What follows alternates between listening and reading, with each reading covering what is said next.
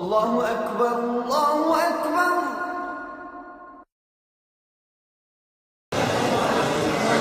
Assalamu alaikum and welcome.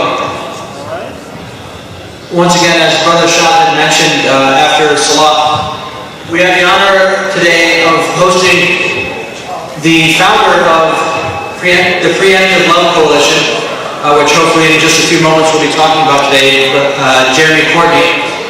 And so we wanted to talk about this work that's being done by the interfaith community in Iraq, and hopefully start to build bridges as well with our Christian and other interfaith communities, as we obviously here at the Adams Center have a very active interfaith program here and have very good relationships with the Christian, Jewish, Hindu, and other communities here in the Northern Virginia area. So we wanted to take a few moments today to talk about this work and understand what Jeremy has been doing in Iraq and what the organization has been doing.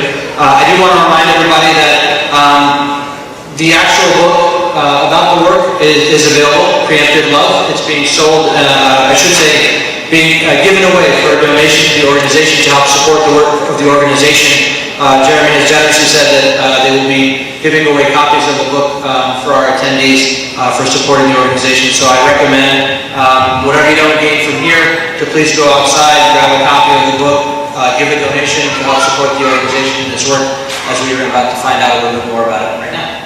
So Jeremy, if we could start by giving us a little bit of a background about yourself as well as the organization. Well, I moved to Iraq with my wife, and at that time we had one little girl. She was about a year old. That was about 6-7 years ago, kind of at the height or about the middle of the Iraq War as we know it now. And shortly after moving into the country, I was working with an NGO, an organization that was claiming to do some development work, but sadly some of their programs were a little further behind, and they weren't offering quite as much programming as we all hoped they would be when we moved into the country. And a lot of people were still going unserved. And some of that was because they didn't have money, some of it was because of just cultural and bureaucratic barriers. But ultimately, it left me in a very dissatisfied place because I moved my wife and kids to this difficult place, hoping to help people, and yet we weren't helping nearly enough people in that very conflict-ridden environment. And so at that time, very unsatisfied, I was working in a hotel on my laptop in the cafe, just kind of hammering away at whatever document I was working on at that time. And the guy who brought me chai every day approached me and asked me if he could ask me a favor. I said, yeah, go ahead. And he went on to tell me about his cousin, who was about his age. We were both in our mid-20s. And he told me his cousin had this little girl, like some of these kids running around, and she said she was born with this huge hole in her heart, and told me that there's not a hospital in the whole country now, after all this war and stuff, that was able to save her life. You probably came here to help, sir. Is there a way you can help me and my family? And so the book tells a little bit more about the story, but we just did our best to try and help that little girl and try to figure out what she might need and what it might take to help her, save her life. Just one kid, that's all it was. We were just trying to help one child. But as we did that, we learned more and more that she wasn't alone. There were really maybe tens of thousands of kids across Iraq who were in this kind of situation. And, in a war-like situation, after so many years of Saddam's dictatorship and stuff, and the UN's sanctions and all that kind of stuff, it was a really bad environment. And there were no hard records, there was no national registry to tell us any information, but we just did our best to kind of understand what the problem was, and it was big. And so we committed ourselves, my wife and I, beginning, my wife and I, and ultimately as a team of us, to try and figure out how we can take care of this problem with the people who are not for the people who are but with the people who are. So was it actually something, in terms of the conviction, was really something personal as opposed to something that was work-driven in terms of being able to... Oh yeah, certainly. I mean, the other organization that I was a part of at that time didn't have anything to do with this, didn't have any money or programming for it. And ultimately we left that group altogether to start this. And yeah, it was born from a very personal family conviction that we came here to help, we came here to risk what we could. We put all of our family's life savings into getting it started to see what we could. And yeah, it was a very personal thing. So how did the organization itself come about? The organization came about really from that one girl, just trying to help this one child and figure out what we could do. And actually we started as this may sound a little weird, but we started as a business because we thought we could probably get more money for these kids if we had a product that we were selling. So we found a pair of shoes that actually the Kurdish people up in the northern part of Iraq have this sort of handmade tradition of making shoes. And so we stumbled upon this pair of shoes and thought, there's a lot of young guys and young women back in the States who might like these shoes, might think they're interesting. So we started exporting them back to America. It created jobs for mostly Kurdish people. It didn't really help Arab people very much, but it helped some Kurdish people up in the north, and it generated revenue. And then we took all that money and used it to fund heart surgeries. When we outgrew that model, then we turned it over to more of a nonprofit organization development fundraising model because we could just do so much more. So, how big is the organization today, and sort of what services do you currently provide to the Iraqi people? Well, we're still a very small organization. Just a group of about 6 of us who work on this full time. It's still very much a family kind of affair. You know, it's the same group of 6 that pray together every day and eat together and worship together and raise our kids together. So it's still a very, very small kind of family thing that we do. Just a couple other brothers and sisters in our life, but our ability to help has certainly grown. You know, as we've shifted the model of what we're doing to the Iraqi government and partnered more with the Iraqi government on things, the Iraqi government has been amazing to take the money they have, to take the oil wealth that they have, and to invest it in a way that's really to the benefit of their children. They're doing a really great job by us as far as I can see. And so we've grown exponentially what we've been able to do, primarily by working with the Iraqi government, by working with an organization that's actually based out of DC called Living Light International. They're an Iraqi-American organization that has been a tremendous partner in our work, and then by bringing on a couple of medical partners from around the U.S. Could you describe a little bit more about the actual work that you do or you're currently doing, or how many people you've been able to help? Yeah, so these kids, you know, they're born, these heart problems are something that occur in children at a very, very young age when they're still in utero. So one of the earliest things to form or not form correctly is the heart. And so from the earliest days of pregnancy, usually before a woman even is aware that she might be with a child, it's often by the time a woman knows she's with a child, it's too late in a lot of ways. By that point, the heart is already to a point where it either is forming correctly or forming incorrectly. And then those young babies are very susceptible to environmental things, and then there's also a genetic component that we still see across many tribal countries where birth defects are more prevalent than other places. So birth defects in general are a problem in Iraq, but heart defects are probably the #1 birth defect in the world, and certainly the #1 birth defect as far as we can tell in Iraq. So when we say heart defect, it may mean that the child has a hole in the upper part of the heart. It may mean they have a hole in the bottom part of the heart. The heart may be turned around. It can be missing certain arteries. There's so many complex iterations of what this can be. And every single problem requires a certain kind of unique solution. All that need to be trained. So after all these years between Saddam's war with Iran and then the UN sanctions era and then the Iraq war most recently, it's just so many doctors have left the country, so many professionals have left the country in general. There was a whole season where Iraqi doctors were being assassinated and targeted for assassinations. And so where we find ourselves today is with well-meaning Iraqi doctors and nurses who simply don't have the skills in their hands to do what they need for their people. And what we have as an organization is a little bit of money, but more than that, we have access to America. We have access to American experts. So we put American experts on the ground in Iraq to train Iraqis. That's the main thing that we do. And in doing that, it means that we help a lot of kids. Because the only way to get training is to actually do a lot of surgeries on Iraqi children. So we're helping a lot of kids in the process. But the main thing that we're hoping to do is, maybe 5 years from now, have it in such a way where Iraqi doctors can handle this problem on their own. we can go home, or we can move on to something else they want us to do.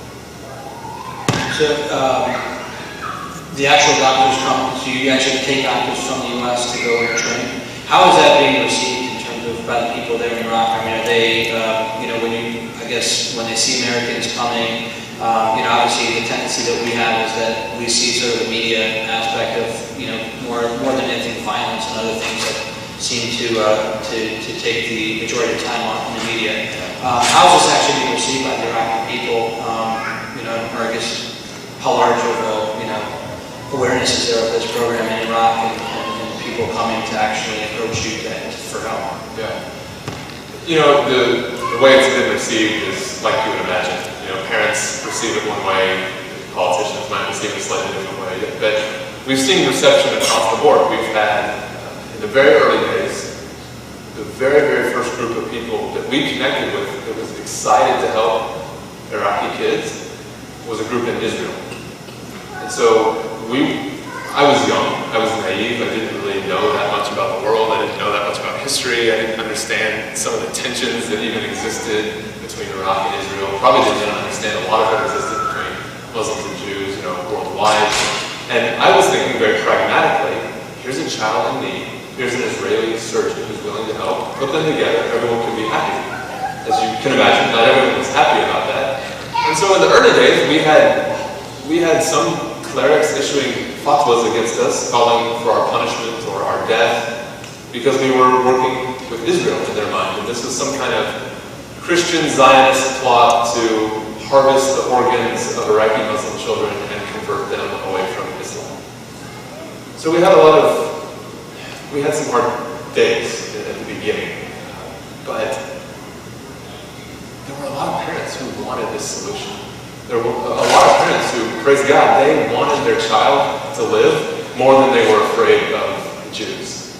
And so they would go to Israel, and it would be this amazing opportunity to see their whole thinking change, And they would come back saying amazing things and telling amazing stories about the encounters they had with their surgeon or their nurse or their neighbor. It doesn't mean they supported Zionism. It doesn't mean they support the Israeli state. It just means that they had experience, and it changed their life. And that was really exciting for me to see. So we've had that positive support as well. Now, we don't do any of that anymore because we've shifted everything to trying to help inside of Iraq. When we bring surgeons, typically American surgeons and American nurses, to Iraq to help, the response has been similar. It's mostly positive. It's mostly people who are excited to have an opportunity for their child to be healed right there in front of them.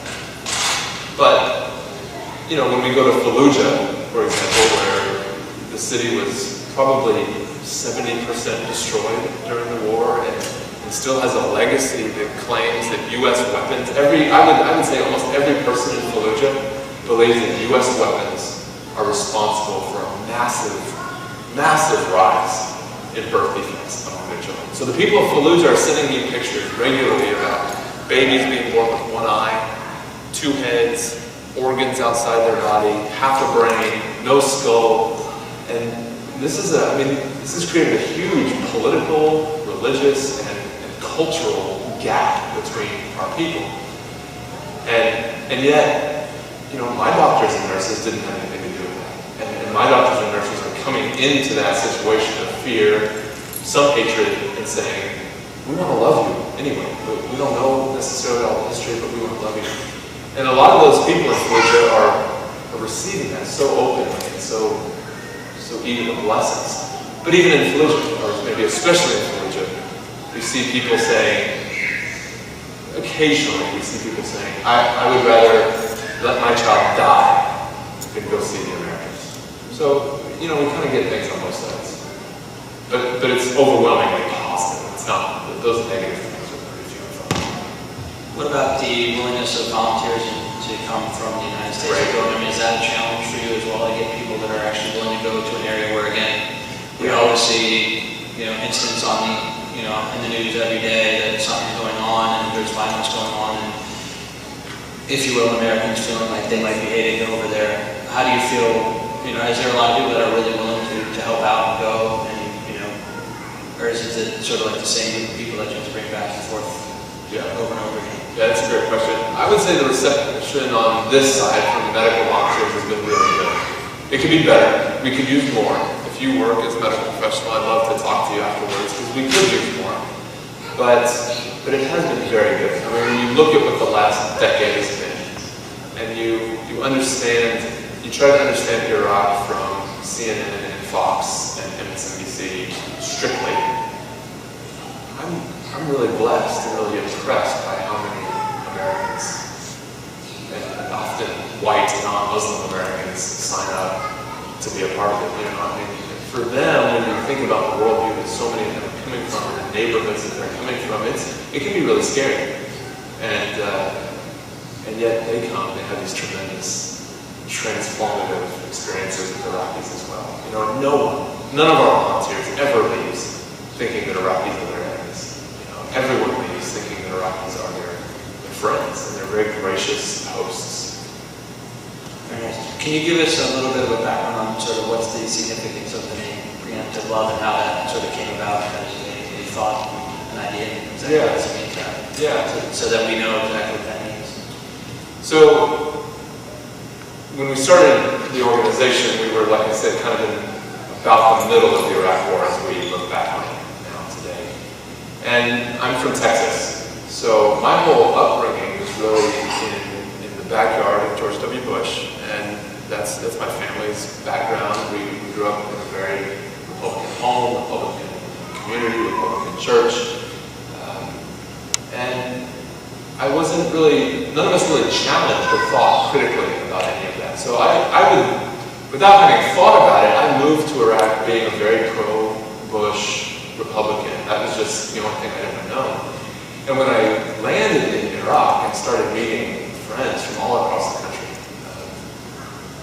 you know, Shia friends who had suffered greatly under Saddam, Sunni friends who are now suffering greatly under the Shia regime, Kurds who had suffered at the hands of Arabs who had suffered at the hands of Iranians. I mean, just as I had seen the broader spectrum of history and myself began to become aware of things, I realized that there's more ways to see this than strictly through the Republican lens. And it caused me to have a bit of a crisis of identity, of faith, of certainly my political identity and things like that. And so that was one thread, was just realizing that what happened in Iraq was not right in a lot of ways. It was not legal by the international law framework, and I had myself very personally been, maybe this is what I should say, and this is what Imam Majid and I talk about, that I think really connected this. After September 11th, it was easy for me to want revenge on Muslims.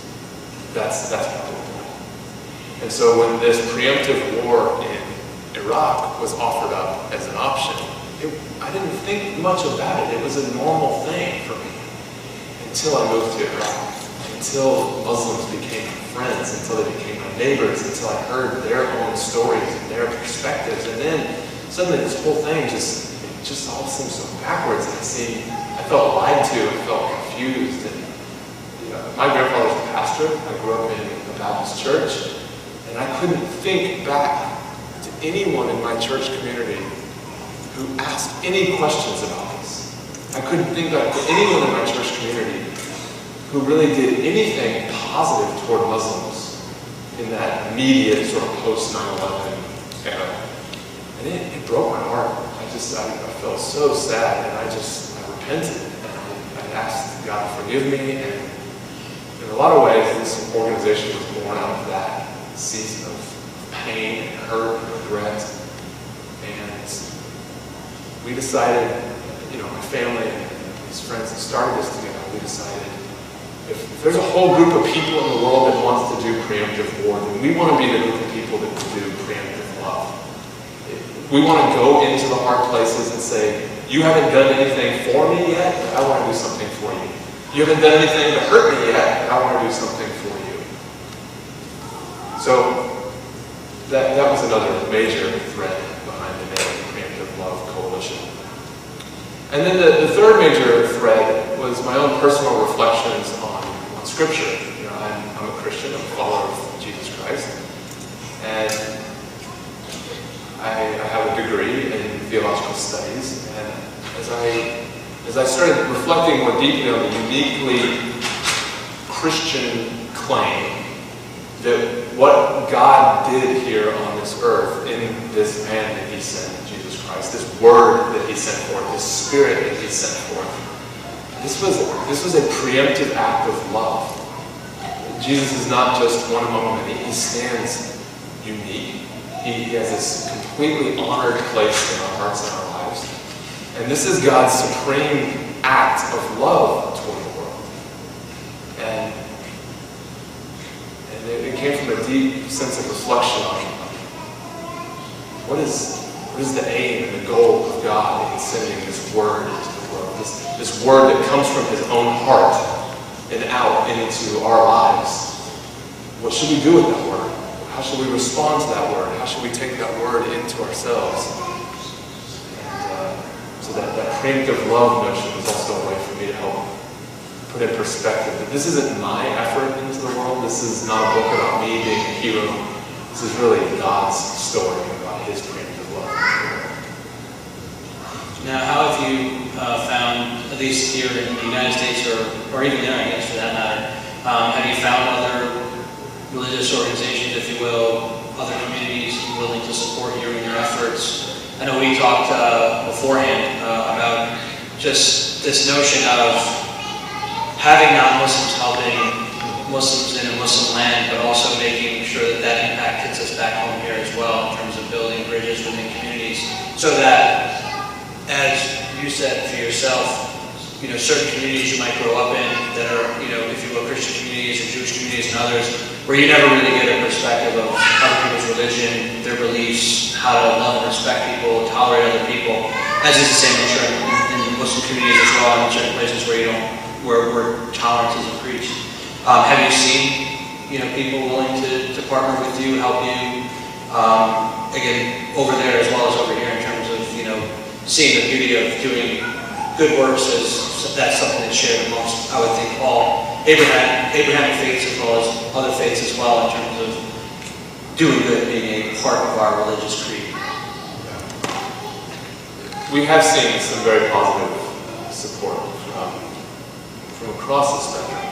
We have a number of individual Muslim supporters, but we haven't really been able to form any formal partnerships with Muslim groups yet, which is something I would very much like to see happen. It's very much on our radar or our agenda for the coming years, is to be able to solidify more strong relationships inside the Muslim community. I think because I come from a Christian background, because I have relationships already in that world, we do have a number of churches that have supported us and continue to be supportive of our work. But and then in that early era when we were kind of sending kids to Israel, I think we had more Jewish supporters that were on board. As that has ceased to be such a part of the story, I think that emphasis has fallen off as well. So we have some partnerships, but we can always have a lot more, and I think we would be enriched for that relationally. And so far what I've experienced, when I go into churches in particular and tell these stories, when I go into churches and talk about Muslims in a way that in Islam in general, in a way that's very, very different from what most churches are discussing, it's a very, very enriching experience for them. And they typically leave just grateful that it relieved, maybe is the best word, because I think so much of what your average, I'll just generalize this, your average Christian in the places where I'm spending some of my time, they don't want to believe the worst stories about Muslims that are often kind of peddled out. They don't want to. They want to be set free, to be friends, and to be neighbors, and to be at peace. But they just need someone to come in and say, you can be free from this fear. You don't have to be afraid. And not everyone's out to get you. And, so I experience a lot of people just kind of, you can kind of see like a collective fists coming down. People can be really tense when you want to discuss these things, and then you can just let go and be free. That's been one of the greatest joys of what I get to do. Could you tell us a little bit more about your experiences, I guess, living in Iraq? You said you've been there for now 7 or so years. Just sort of how that experience has been, like, you know, why stay? Why not come home? You know, again, given that, you know, the situation is the way it is and you never know what to expect, you know, in those types of areas. Why stay and continue to do what you're doing as opposed to coming back to the American dream here, if you will? Yeah. I mean, the rock bottom answer from all of that is that I sense that God is doing something and it's not finished yet. I wouldn't presume to know what exactly God is doing, but I really believe that God is doing something great. And great may mean small, but it's still great in God's purposes. And we don't feel free to pursue our own pleasure outside of what God would desire for us to do together. So coming back and being with my family here, my wife is with me in Iraq, and my kids are with me in Iraq, but to come back and be with my mother and father would be beautiful. But what son doesn't want to be with his mom and dad? But there's something greater than being with my mom and dad. That's being with God and doing what He desires for us to do. So that's really the best answer. Stepping back from that, you know, the job is not finished yet. We haven't done for this issue what we want to do with our Iraqi partners. And so there's still some work to be done in that regard. It's our home. I mean, it's where we live. My kids are in school. We have neighbors. We have a house. We have, you know, it's where we live, and it doesn't feel that weird sometimes. So it's our home, and that's why we stay. Would you mind sharing maybe a couple other stories of some of the kids that you've helped? I'm sure that probably can help put in perspective some of the work that's actually being done, just so we can get a little bit of a taste, a little more of a taste, I guess, if you will, besides the first story that you shared of how the actual organization came about. But just to give us a little bit of a taste of what else is going on there, or some of the people you've been able to help. Yeah. There's a child that I met early on, and I was reminded of him when I met your good friend tonight, Shad. Shad was an 8-year-old boy, around 8 years old. His father was a taxi driver. And when I met Shad, I could tell immediately by looking at him that he was not well. He was not healthy. He was very, very skinny. Some of his body was just, it looked really frail. It was very, very dark. His fingers were curved and clubbed over from the way that his heart wasn't working properly. It was causing blood to not circulate the right way. Everything about Shad was just sick and on the brink of death in a lot of ways. And his dad appealed to us and said, is there anything you can do to help my child? At this time, we were sending kids, again, this is not what we do now, but at this time, early on, we were sending some of these kids to Turkey for surgery. Shad happened to be Kurdish. So there's a historical kind of suspicion and even enmity between some Turks and some Kurds. And Shad's father, after asking could we help his son, I just went on to tell him about our program. Well, the only hospital that we have right now is in Turkey. They'd be happy to help your son, but here's what it's going to take. And Shad's dad, Faridun, was very, very nervous about the whole situation. He was very nervous about going to the Turks. These were his enemies. You know, I mean, from the time he was a child, he had had someone in his life, some media outlet like we have here, telling him that the Turks are our enemies. They're out to get us. They rob our land. They rob our identity. They punish our people. They oppress our cousins up in the north. And so everything he had ever heard was this enemy kind of language. And yet it was the enemy who held out life for his child.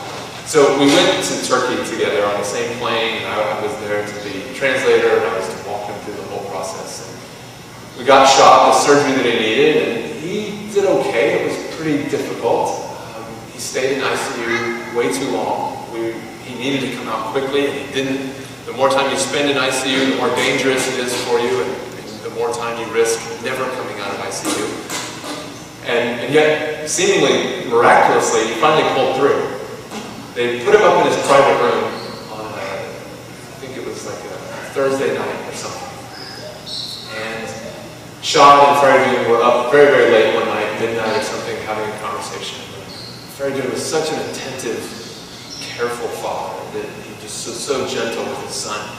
And he was laying on the bed, stroking his son's head as his son recovered with this huge scar on his chest.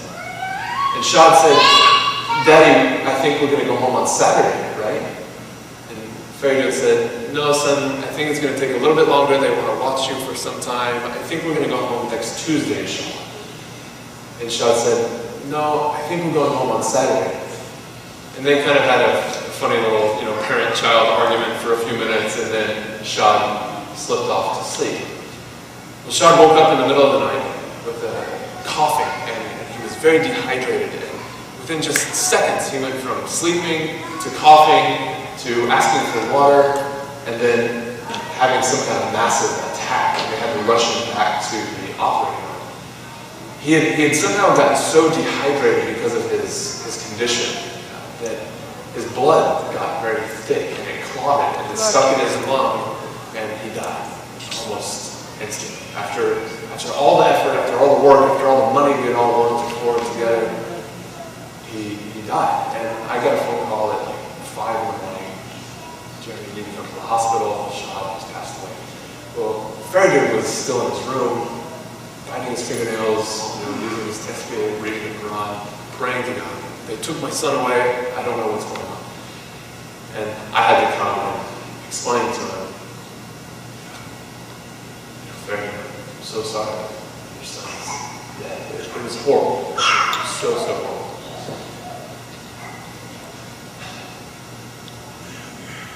And the next couple hours were very, very difficult as Faridun and I went into the ICU, and he approached his son's bedside. Just from his heart, he just said some of the most beautiful things I ever heard. He said, "Shad, you had such a horrible life on this earth.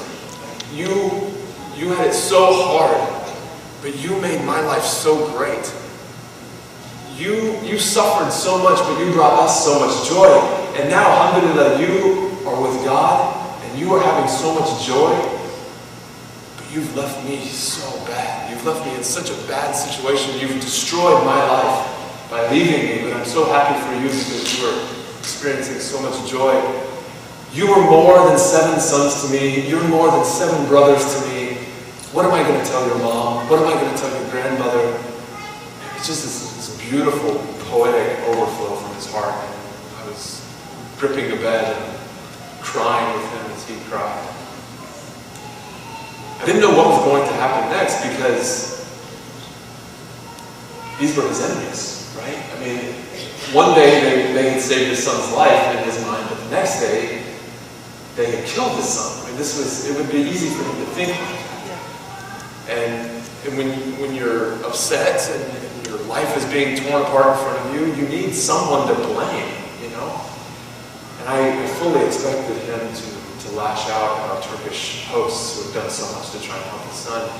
Instead, out of the blue, Faridun went around to every person who had touched his son, shook their hand, and hugged them, and said, "I know you are so sad right now.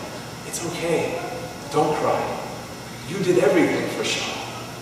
And he hugged every Turkish nurse, every Turkish doctor, the Turkish surgeon, and suddenly this man who had no power, had no position, had no money, became this amazing bright force for peace in that hospital.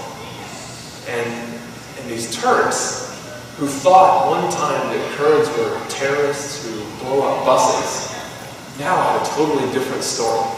Now they knew this one man who was totally different from everything they knew about their area. It was a really beautiful, beautiful example of what can happen if we just reach out, And Faridun came back to his home and continued to tell stories of Turkish love, Turkish peace, Turkish communities that did everything they could to save his son's life. It's a story that lives on today, even though sadly Shah does not. And we believe that that's happening all over Iraq and all over the world when we commit to do these kind of things, these acts max that Preemptive Love. Could you give us an idea of how many children you've been able to help so far? I mean, I guess keeping sort of statistics of what you've been able to do and fund your ways and how you're able to help people. We've What helped. the impact has been so far. The first year when we were sending these kids to Israel, we helped about 23 kids. The next year, when we were only sending kids to Turkey, we sent 24 kids. The next year, we brought in our first surgery team, and in 2 weeks, we helped 24 kids. So we did more in that 2-week time than we had done in an entire year up until that point. This last December, we helped our 300th child. It took us 5 years to help 300 children in Iraq. Since January of this year, just about 9 months now, we've helped an additional 381 children this year alone.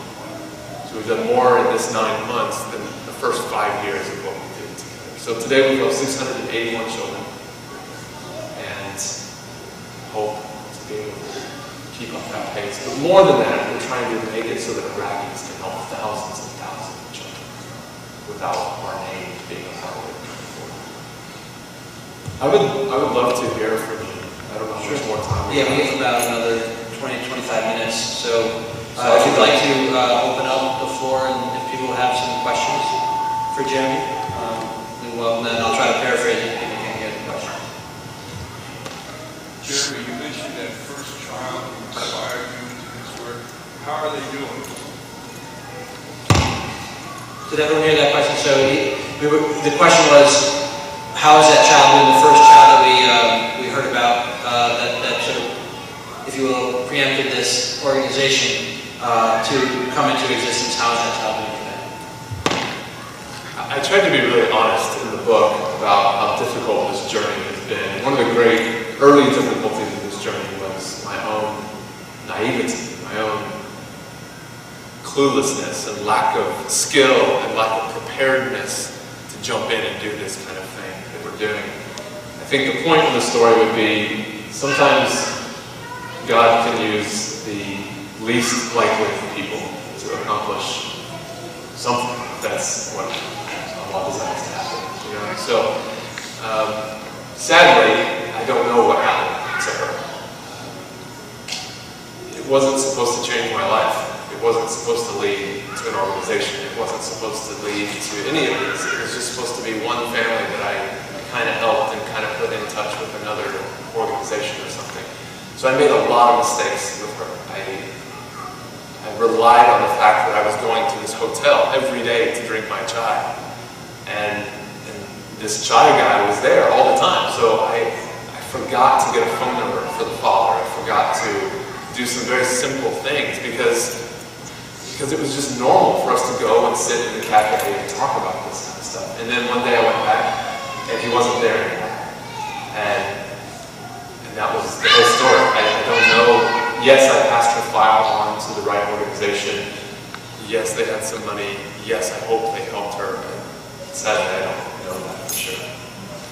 What I know is that she affected my life profoundly and in some way has gone on to affect the lives of thousands of children since then.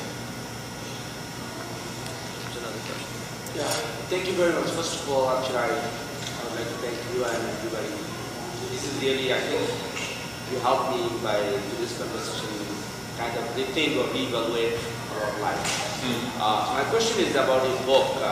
The stories you mentioned, I assume that some of these stories in this book, and also what kind of information you have in this book. So, the book is mostly a narrative, a long story about what it's been like for us in Iraq. Again, it's not a hero story. You know, it's not my desire in any way to say the Iraqi people needed me and I went there and I fixed their situation. That's not the story.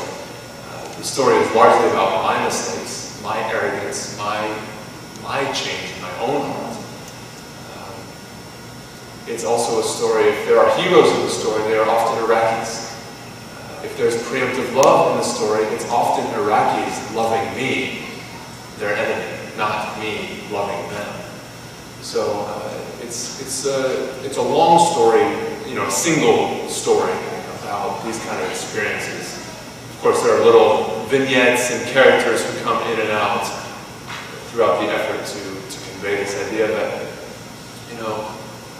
Isa alayhi salam said that we should love our enemies. And a lot of the book is exploring this idea of what would it mean if we took him seriously? What would it mean if we actually obeyed that teaching and lived our life that way? So in many situations I have found myself the aggressor, and I've had people love me and they've disarmed me. In other times, they have been the aggressor, and I've, by God's grace, found ways to love against some of the odds. And they have been disarmed, and very meaningful, deep friendships have formed in the wake of that. So that's really the heart of the book. What would it be like if we trusted God to love our enemies? And by enemies, I don't mean big foreign policy things necessarily. Sometimes my biggest enemy is my wife. Right? I mean, sometimes the biggest problem in my life has to do with how my wife and I have a conversation. And when she marches off to her part of the house and I march off to my part of the house, we've become enemies in that moment. And it's the book, without ever really talking too much about it, I'm trying to say, how can we fix our marriages? If I sit in my chair and say she has to come to me and say she's sorry, this is not God's way. So I can't talk about loving Iraqis, or I can't act like I'm doing something special as a Christian loving Muslims if I won't even love my own wife that way. So it really has applicability, I think, across every human relationship. And I'll just, in that case, just make a reminder again for those who are interested. Jeremy and the Preemptive Love Coalition has generously brought copies of the book for us. So if you would be so kind to help by donating some money towards the organization to help them continue their work, there's copies out in the hallway that our volunteers are selling. So I do recommend that you grab a copy on your way out, as hopefully there's enough for most of the people here in the room. So please do that. Are there any other questions? I think your whole series is inspiration for me. And I think as we as Muslims, because every Muslim should be a da'i, one who gives, one who invites. And sometimes sometimes our neighbors does not know about Islam. So it's our duty to really let people know about this deen. Because this is such a wonderful deen. I accepted Islam when I was 17 years old. And it's inspiring all the negative things because it's a religion of peace. So your story, it's really an inspiration for me. It's subhanAllah, glory be to God, Yeah. You mentioned that the war against Iraq is against international law. It is also against the U.S. Constitution. And it's not the only war that the U.S. has done illegally, to put it mildly. No one is ever held legally responsible. What do you think of that? It's politics. We're supposed to be a country of laws. Do you want to repeat that for the camera? Sure. It's up to you if you really want, if we want to get into the politics of it, as of course we want to focus on primarily on the work that's being done. But the question was basically revolving around sort of the legality of the war in Iraq and sort of his thoughts on sort of, how that should be, addressed. Yeah, so, organizationally speaking, we are neither a religious organization nor are we a political organization. So in my capacity as the director of this organization, I wouldn't seek to make some kind of statement to that effect, largely because I don't understand it all. I don't understand, I want to understand, but I haven't really invested a great amount of time trying to understand what it would even mean for that to go further. I hear the calls for accountability, but I don't really understand what the framework is by which that can be brought about, neither in the U.S. nor outside. So, well, I broadly understand the concept, but I also tend to be a pragmatist on some level, and I tend to, I'm all for aiming for the moon and believing in, reaching for the unreachable at times, and that just hasn't been on my agenda to seek to beat that drum, because politics are inherently so divisive, and I spend a lot of my time among bush country, as it were, and in the South, in Texas, and in those places. And if I have one message that I want to share with my compatriots in Texas, it's not we need to impeach Bush, or we need to call Bush to account and charge him for war crimes, or Cheney, or whatever. That's not what I want to spend my time working on. I want to spend my time working to bring Muslims and Christians together. That's a much more important conversation for me. A couple more questions. Yes, ma'am. My question is regarding North and what you do in Iraq. The U.S. also reaching out other countries. We are. So the question was, what is Preemptive Love trying to do any work outside of Iraq and reaching out to other countries? Currently, we are only in Iraq, and that is because That was my question. we have not completed the work there. And we really feel like we need to. It can be very tempting to follow this siren call toward more and toward diversity and toward helping everyone, but the truth is we haven't accomplished what we set out to do in Iraq yet. And the Iraqi people are not significantly better off yet for our work. We're just getting started. So I want to at least make sure that we put the right programs in place, the right people in place before entertaining other options for the future. Now, personally, my heart is very affected by a lot of other things going on in the region. Certainly Syria, Yemen is close to my heart, Palestinian territories and their children are close to my heart. So I hope, inshallah, one day we can make some kind of expansion and be a part with you, loving preemptively into these areas. But at present, we're trying to stay focused where we are. Okay. And there's a couple more questions first. Okay. And then, What about our Kashmir? I am from Kashmir. Yes, ma'am. he was asking if you would do work in Kashmir as well. Nobody thinks about it. Nobody. I've been here 38 years. I'm married with white American. We have But friends. he does a lot. My brother-in-law is here.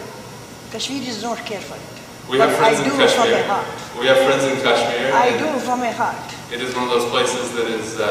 I feel sorry when Kashmiri don't talk. Even there are a lot of Kashmiris that they don't even talk about it.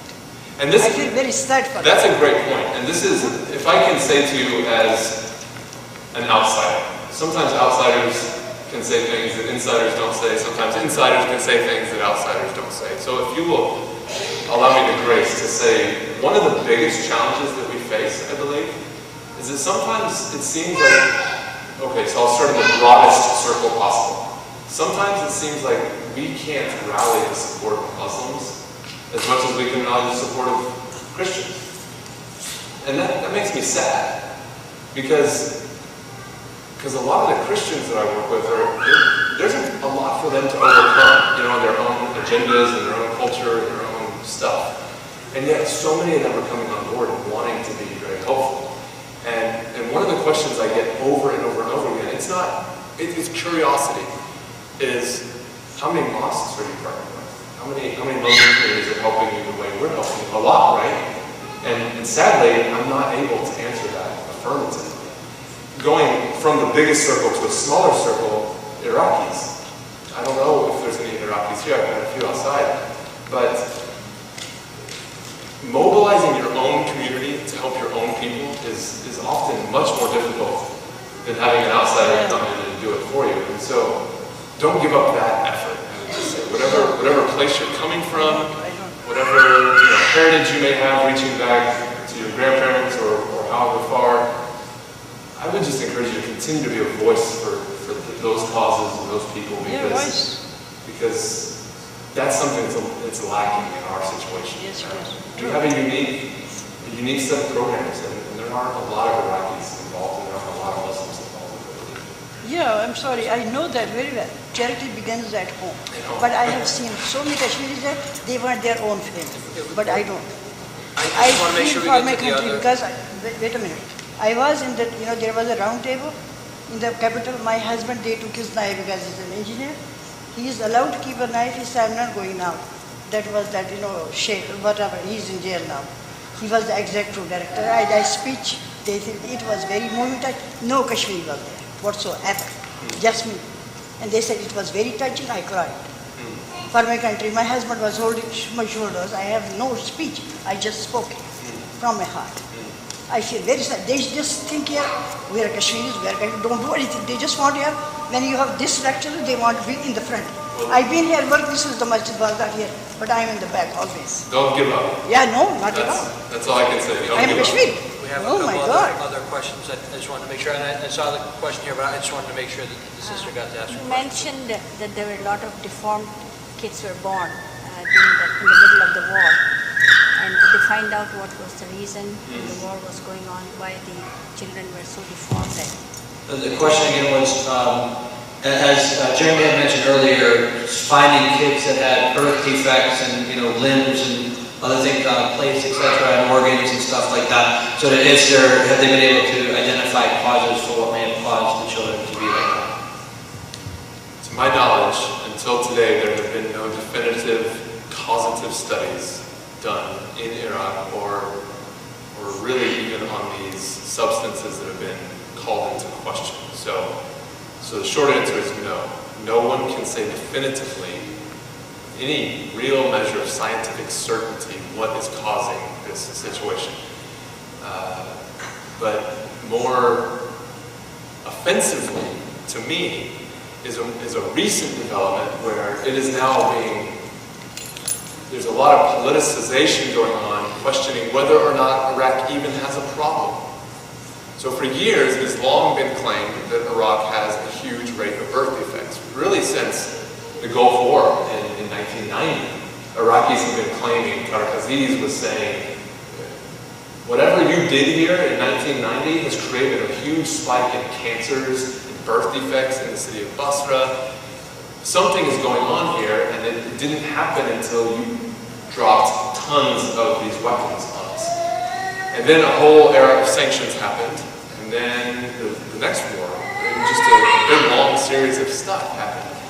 And a couple of months ago, a top Iraqi health official who was involved in a study with the World Health Organization went on record and said,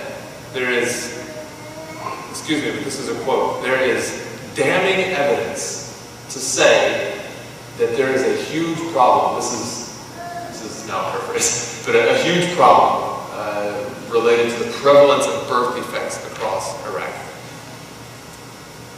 The World Health Organization was set to release a study that was done across 18 cities in Iraq that was supposed to tell us once and for all what's going on with these birth defects.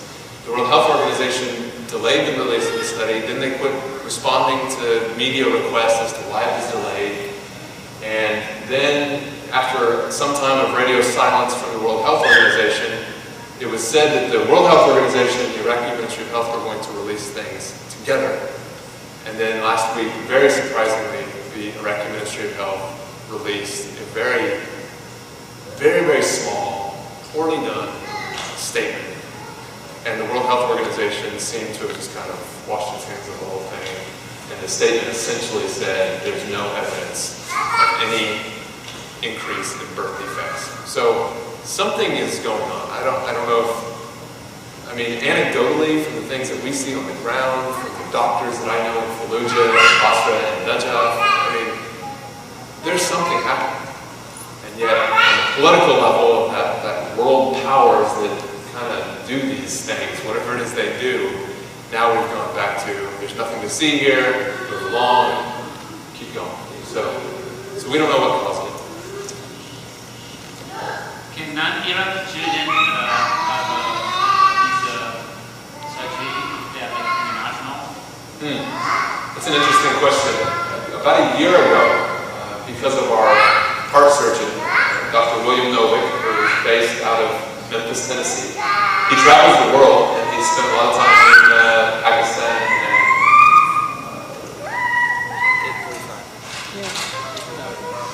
8:45? Or is it 8:30? What is 8:45? 8:45. 8:45. Yeah. Not 8:30. Yeah, correct. But But through his connections around the world, we got a request from one of his patients in another country if they could come to Iraq and get surgery while he was kind of in the region. And the Iraqis had an opportunity there to say, look, we've got our own children who need surgery. No, you can't come in.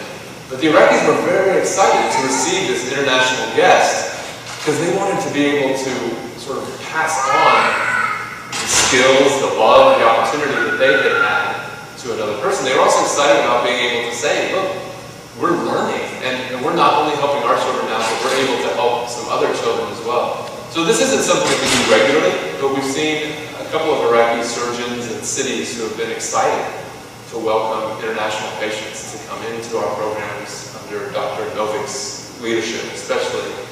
And we've seen a couple of children from outside the country. And that mainly serves as an inspirational piece. It helps them remember that someday, Iraq, you're going to get out of this situation and you're going to be able to help others. And that's a really exciting goal, dream for all of us. Yeah, I had a question. Yeah, how do you keep your focus personally from all these different actions that plays on, on the true cause? How do you keep your focus on the true cause? So I'll answer that organizationally and then if you meant personally as well. Organizationally, it comes with trying not to get distracted from all the other needs that are going on. We want to be in Yemen, we want to be in Syria, we want to be figuring out how to help children everywhere, but like I said earlier, we haven't done our job yet. We made a promise to the people of Iraq that we would eradicate this backlog of children who are waiting in line for life-saving heart surgery.